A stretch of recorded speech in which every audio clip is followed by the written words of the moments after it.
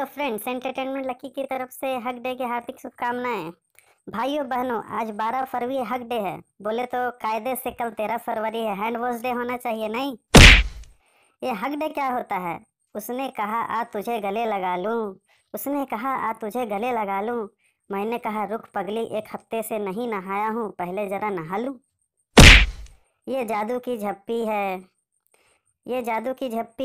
ये है मेरा प्यार, दूर दूर क्या खड़ा है, आ गले लग जा मेरे यार। हैप्पी हर डे की हार्दिक शुभकामनाएं आप सभी को। उम्मीद करता हूँ वीडियो पसंद आई होगी तो वीडियो को लाइक करें, अपने दोस्तों के साथ शेयर करें और चैनल को सब्सक्राइब कर दें इसी तरह की वीडियो और पाने के लिए। तब तक के लिए टेक केयर, बाय बाय। जय हिंद, जय भारत।